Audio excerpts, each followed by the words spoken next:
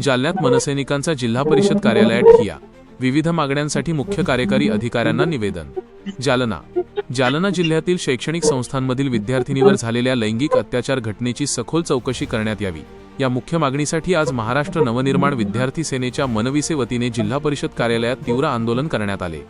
मनसैनिकांनी थेट जिल्हा परिषद मुख्य कार्यकारी अधिकारी CEO यांना निवेदन देत या प्रकरणी तातडीने कारवाई करण्याची मागणी केली। यासोबतच जिल्ह्यातील अनुदानित शाळांकडून प्रवेशाच्या नावाखाली बेकायदेशीरपणे वसूल केली जाणारी शुल्क वसुली थांबवावी, या विरोधातही मनसैनिक कमालीचे आक्रमक झाले होते। आंदोलनकर्त्या मनसैनिकांनी जिल्हा परिषद परिसरात जोरदार घोषणाबाजी केल्याने संपूर्ण परिसर दणाणून गेला होता। शैक्षणिक क्षेत्रातील गैरप्रकार आणि विद्यार्थिनींच्या सुरक्षेचा प्रश्न ऐरणीवर आणत मनसेने जिल्हा परिषदेच्या मुख्य कार्यकारी अधिकाऱ्यांना धारेवर धरले आहे।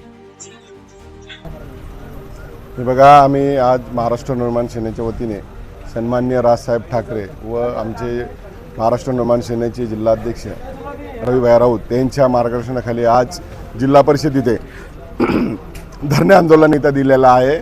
आज आम्ही नारायणी हायस्कूल जे तिथं अनुचित प्रकार घडलेला आहे त्या संदर्भात व जालना शहरातील व जिल्ह्यातील ज्या अनुदानित शाळा आहेत ह्या डायरेक्ट सर्रासपणे फीजाची मनमानी कारभार याचा चालू आहे। म्हणून आमचा आज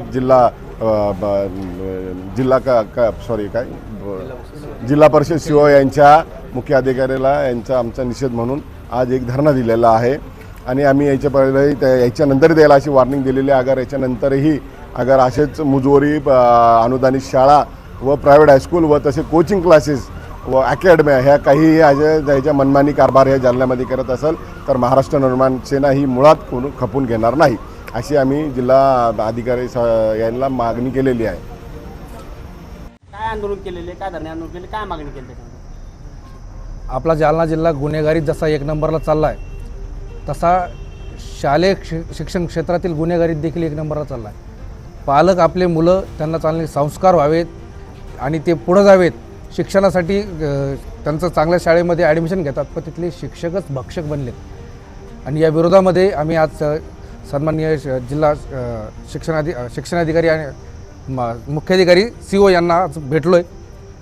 आमचं म्हणणं आहे की प्रत्येक शाळेमध्ये विशाखा समिती ही पूर्ण क्षमतेने कार्यान्वित व्हायला हवी आणि वेळोवेळी त्यांच्या बैठका व्हायला हव्यात।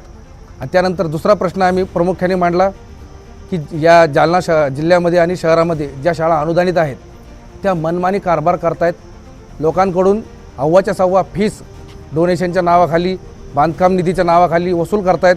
20-20, 25-25 हजार रुपये सर्वसामान्य कुटुंबातील विद्यार्थ्यांचे ते घेत आहेत। अशा शाळांवर देखील त्यांनी कारवाई करावी आणि पालकांची पालक सभा ही प्रत्येक शाळेमध्ये त्यांनी लावावी, अशी आमची प्रमुख मागणी त्यांच्याकडं आम्ही केलेली आहे।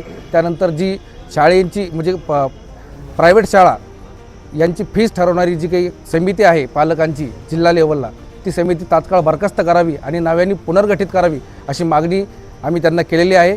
आणि या सर्व गोष्टींवरती येत्या 7 दिवसामध्ये ते कारवाई करतील असे त्यांनी आम्हाला शब्द दिलेला आहे। आता तिरंगा पिक्चर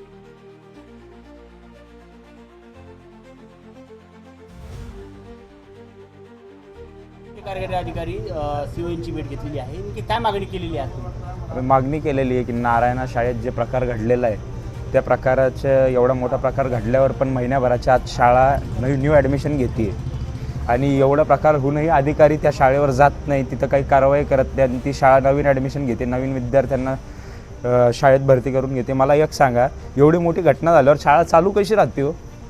आणि त्याच संदर्भात आज आम्ही कृष्णानंद साहेबांना जाऊन भेटलो। त्या साहेबांचा स्वभावही खूप चांगला, त्यांनी आमच्या सर्व समस्या समजून घेतल्या आणि त्यांनी आम्हाला शब्द दिलेला आहे की ते ह्या सगळ्या गोष्टीवर समाधान करतील आणि जर समाधान झालं नाही तर 7 दिवसानंतर आम्ही परत जाऊ, परत इथं अधिकाऱ्यांकडे येऊ, कृष्णानंद साहेबाकडे येऊ, परत इथं आंदोलन करू आणि आम्ही विल मेक शुअर की नारायणा शाळा ही परत उघडणार नाही।